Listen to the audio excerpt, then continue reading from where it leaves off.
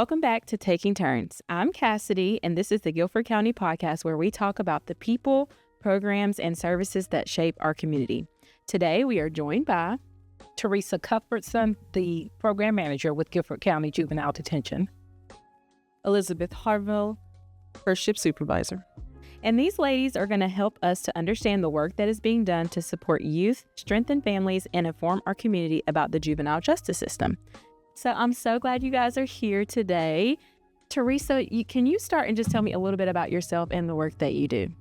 Certainly, and thank you for having us. I have been in the criminal justice field for most of my adult career. I've been with Guilford County for 25 and a half years now.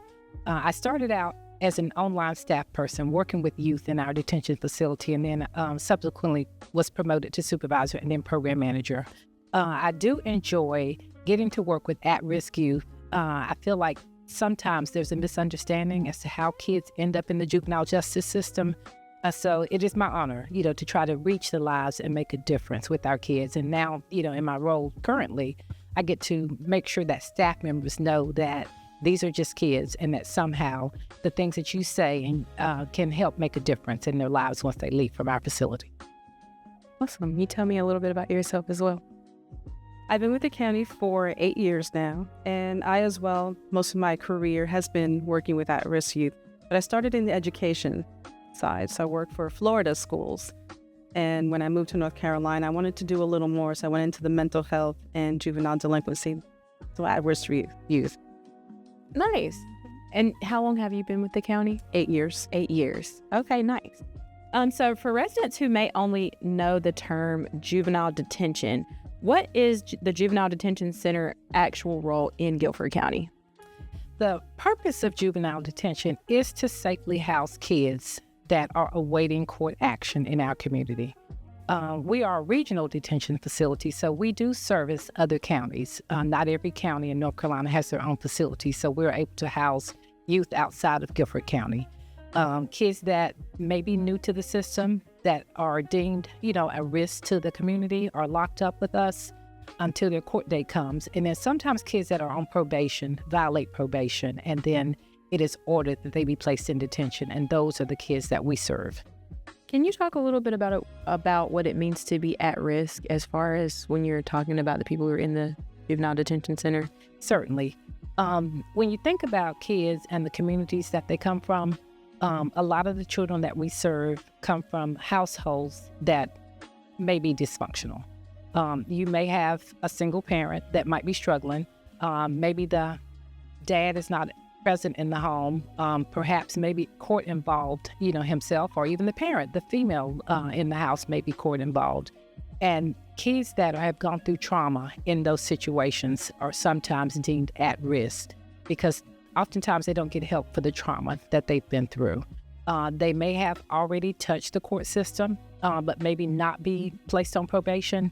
And those are elements that lead to, consider this is a child at risk of possibly entering juvenile justice or even going further in this criminal justice system. And that makes sense. That leads me into my next question. What role do families play in these young people's lives when they become involved with the juvenile justice process, and why is that family engagement so important? It's important because the juvenile needs support.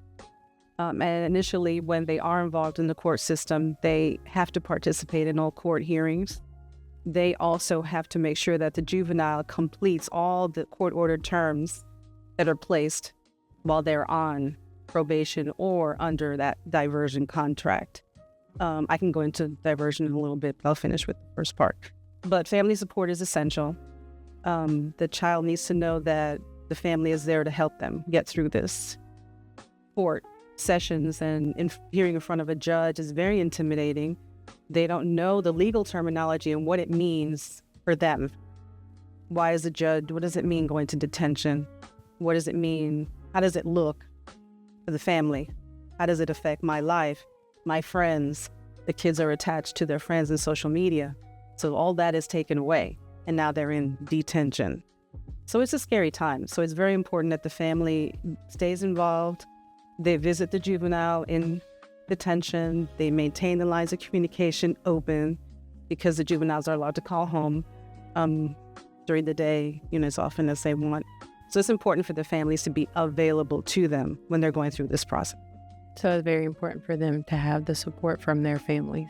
Because they will return, Right. to the community and most likely return home. There are instances where kids are placed, out of home, but once the parent has been exposed to court, it can be I always say our kids are in crisis and they don't know that they're in crisis. It's not normal to be detained at a young age and to be going back and forth to court. But it is important that the family even learn, how do I deal with this? How can I support my child once they have been to detention and are possibly placed on probation? So for those parents who are feeling overwhelmed, and even maybe before they get to this part of the process and being detained, what can they do when they start to see some warning signs? What are some warning signs? And what are like some practical first steps that they can start to take? Many of the families don't realize that the juvenile court counselor's office is available to them. You don't have to wait for the child to be in trouble as they say it, or involved in any court legal proceedings to ask for help. If your child is not abiding by the household rules, is running away or sneaking out at night, shoplifting, little things, well, they're not little, but the start of it, they're being bullied, anything that can lead to more severe consequences, they can go to the court counselor's office and ask for help. Court counselor's office will refer them to therapy, mentoring, different JCP programs that are available to the youth that the parents may not be aware of, to help kind of deter that behavior and show the juvenile there's more to your life than this. Let's do some other things, more positive activities. I think also you have to pay attention to who the friends are of your kids. Sometimes there might just be, a new kid to move into the neighborhood, and maybe once the parents see some changes in their child, then these are things that should raise a flag. Not that necessarily but other kids have great influence. Some kids, they do succumb to peer pressure, and kids that are not leaders, in their peer group, when they become a follower, they sometimes can be influenced to do things that they normally would not be comfortable doing. So that's, a thing that is important to pay attention to who your child is hanging out with. And if there are specific changes in your child's behavior, then engage, sit down and talk to your child. We often encourage parents when they come in to spend, if you have multiple kids in the home, make sure you're spending one-on-one time with your child where you're noticing changes, because, they may be going through something emotional. There could be some trauma that they've experienced, but it's important, that the parent keys in on that. With any criminal activity and gang involvement, the consequence potentially can lead to detainment. If a child is placed into the juvenile justice system, there are statutes in place that offer a harsher consequence on the level of a kid if they've been deemed a gang member. Most kids that are involved in gangs will start acting out. Their behavior may become more aggressive. They oftentimes aren't listening at home or sneaking out. They may be gone from home for extended periods of time. You used to see where kids that were attached to gangs, they would wear certain colors. You don't see that kind of thing as much anymore, but you do see crime where kids are stealing cars and maybe breaking into cars or breaking into houses, stealing property.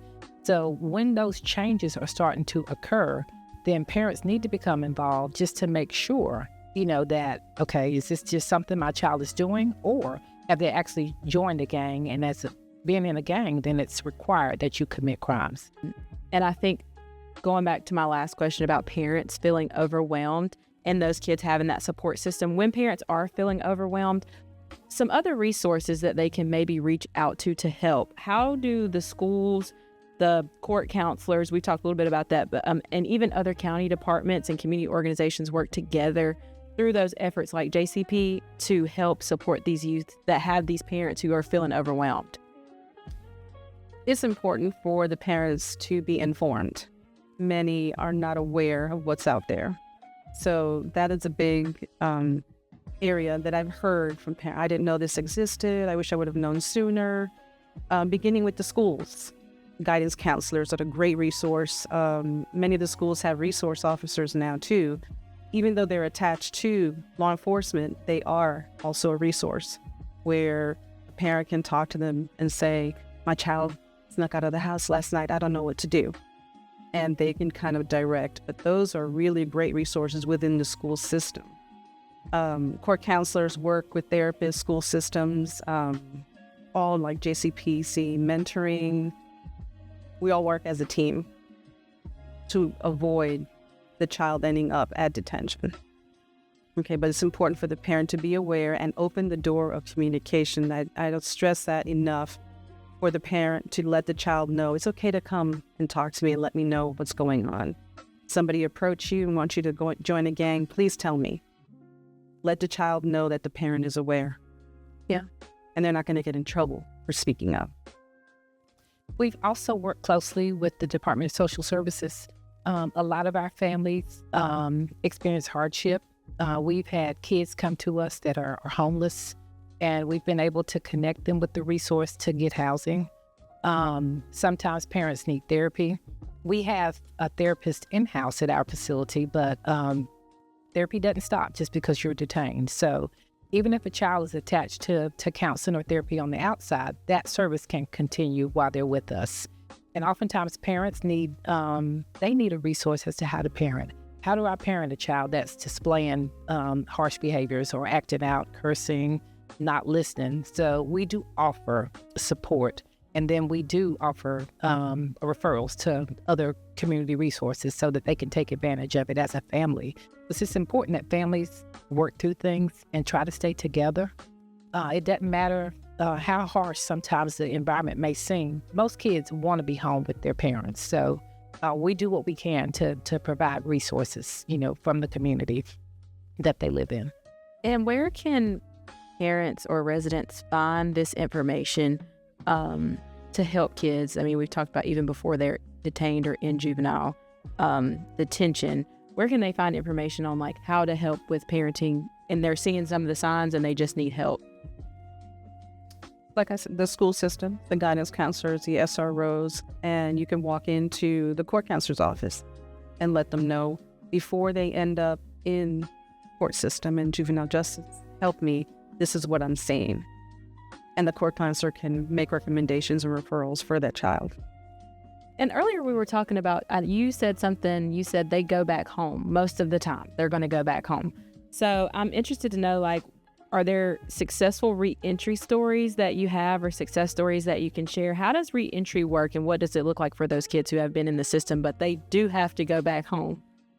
Right. I think all of our kids are attached to a juvenile court counselor. And if that child gets placed on probation, the court counselor then becomes their probation officer. And the court counselor's office is responsible for re-entry. They work with the entire family to give that family what it is, or what is necessary to become successful, so that they get out of the juvenile system and finish the course, of whatever the judge lays out for them at the time. It is important that, parents stay involved, though, because a judge can lay out, what it takes, but, you have to do what is necessary, so that your child doesn't continue on in the juvenile system or even penetrate the adult system. For the juveniles that are in detention, re-entry is based on what is found deemed necessary for them. They may need just therapy because there's been trauma and deaths in the family and they need grief counseling and that's all they need. So they will put that in place before they're released back home. So their plans are very personalized to each individual. Yes. If school's an issue and it's determined that an IEP is needed and it wasn't discovered prior, assessments and evaluations are done in the detention center. And then the school system is informed, these are the results of these evaluations. The child needs an IEP, and they'll proceed and get that in place before the child goes home. So you want to release a child be successful. You can't release them back home and the issues aren't solved, the majority of them. So once they're brought out in court that these are the needs of the family and the child, then the court counselor the judge, the attorneys, every professional involved. It's a team effort. We'll put all this in place for this child before they're released back home. So with there being so many different services, can you explain, I know we chatted a little bit about earlier diversion. Can you explain the difference between detention, diversion, and then the community-based alternatives to detention? Okay. So the initial start of all of this is an allegation. This juvenile has been alleged to have committed a crime. They're not guilty. It's just wrong place, wrong time, or maybe they did commit the crime and law enforcement detained them, and that's where it starts. A petition is filed. This child possibly committed this crime. As they investigate, depending on what the crime is, the court counselor will review it and say, we can handle this in-house. That's a diversion from court. We're going to handle this in-house. We're going to formulate a contract between the court counselor's office, the parent, and the child. You promise to do all of this, community service, therapy, again, personalized to what the child needs. Why were you caught, for example, usually diversion of the minor charges. You were caught shoplifting. Why? I wanted this, I didn't have the money, my mom is without a job. That's when you start unraveling what the issues are. So that child is then, okay, we're not going to send this to court just yet. We'll keep it in-house, divert it from court, and then get your counseling done, continue to do well in school, all of that. And if the child does everything within the time frame, they'll close it out and it stays in the court counselor's office. Now, if they fail to complete what is ordered, then they're referred to the court system where they have to go in front of a judge, and then the judge determines what they need to do. So there are steps that lead up to that, so it's not super harsh punishment as soon as they're coming in. The issue. Right. The decision to send them to detention, there's several levels. You've got, if they fail to complete their diversion contract by committing something else, they may determine, let's go ahead and refer them to detention and let the judge then go ahead and proceed from there. Law enforcement can also decide, based on the charge, if it's a little more serious, this juvenile is a danger to themselves and the community, let me go ahead and send them to detention so they can kind of make sure that they go to court and be held till they attend their first appearance and proceed from there. Again, to find out what is going on with the child. And can you go into a little bit of detail about what detention is when they make it to that part of the process? If they make it to that part of the process, what is like a day in detention look like? It is not so abnormal compared to a child getting up and getting dressed and going to school. Sometimes people think that detention is a violent environment, full of, kids acting out and not listening. But our kids, even though you're detained, they are still treated humanely. They get up and get dressed and they have school while they're with us. We have 3 teachers assigned to our site from the Guilford County school system. They focus on the core subjects for our kids: math, language arts, science, and social studies. Our kids then get up and go to class. We have recreation built into our school day. We have outside recreation, staff and weather permitting. The kids do go outside and participate in activities. And then we have volunteers and different groups that our kids take advantage of in the afternoons. Even though it's in a locked environment, it's structured, but it is just kids going about the day. Although they're not free to leave, they still spend time with staff members. They have therapeutic groups that they take advantage of during the day. Again, we have medical and mental health services, within our facilities, so they are offered therapy. If they have medical needs, we've had kids that have had surgery that have been placed in detention. So, of course, we're going to make sure that we're trying to give our kids all that they need. So that when they return back to society, they can be successful. It's not ideal. We've had graduations within our facility.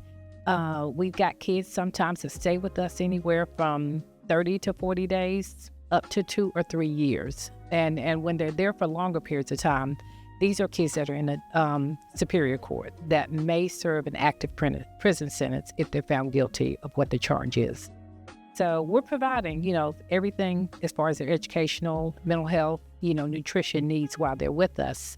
And we try to make it so that it is not looked at like a jail, because if these kids were charged as an adult, they would be in our county jail. Just because you're locked up don't mean that you have to be treated as less than. Everybody has rights. We do all that we can to make sure that our kids are taken care of while they're with us. And how important would you say that structure is for those kids while they're in there? And that routine? Yes, it is. It's very important that we have structure. Without structure, there would be chaos. We do have kids that have been involved in gang activity for 3, 4, 5 years. And those kids have very strong personalities. And although we have pod settings where we can separate kids, we have 6 housing pods, sometimes we have kids on a certain pod that might be trying to bully other kids. So it's important that staff members know what to look for. We need to make sure that, our kids are understanding what it means to be polite. It's okay to say please and thank you. And we then in turn teach our staff members that same thing, that we want to model appropriate behavior, because these are kids that are going to be free in our society. Even if they serve a prison sentence, most juveniles under the age of 18 don't get a life sentence. So at some point, they need to learn things that will help them become better citizens when they're released from a locked environment. And so I know for our viewers or listeners, when people hear juvenile detention, I feel like they automatically have a negative opinion of what that is. And so my next question is, what are like the biggest misconceptions that the public may have about juvenile detention and young people who enter that system? That the kids are locked behind their room all day long, that they don't interact with staff, their therapy and education is not provided. Those are the big ones that we've heard quite often. And once the child is with us and the parent sees, oh, I didn't know this was like this, and then they're connected with those resources, it just opens up more opportunity for the parent to help the child. Could you share any success stories? Generally, we've had a lot of success stories. Now, that may look different than just a normal child that has never touched detention, that has, gone to school and maybe gone on to college and got a job. Some of our kids actually may spend time in prison. We've had some kids, 3, 4, or 5 kids that I can, name, that have gone actually to serve a prison sentence, got out, they've come back to our facility and requested assistance in finding employment.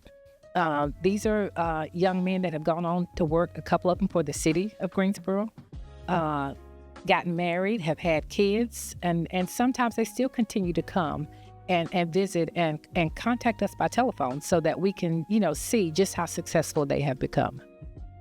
Well, that's awesome. It's good to hear a good success story whenever you're hearing about all this stuff that's going on in kids, like struggling and needing all of these things. If you could leave Guilford County residents with one message about how the community can be better at supporting young people and prevent juvenile crime, what would it be? I have 2 words: involvement and accountability. I think sometimes in the world that we live in today, involvement and that social interaction, you don't see it as much as you used to. It is important to keep our kids engaged.